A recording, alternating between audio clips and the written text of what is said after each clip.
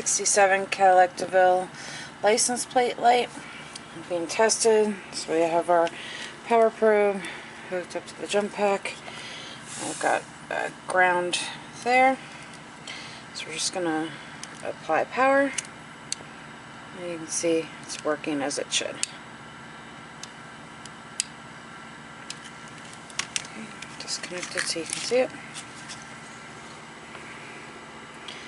There's just a couple of light hairline cracks over there, which is very common, but it still seals nicely. It's not broken all the way through.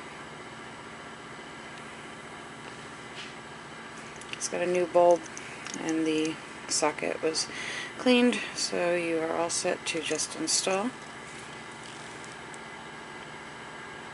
Nice and clean on the connector.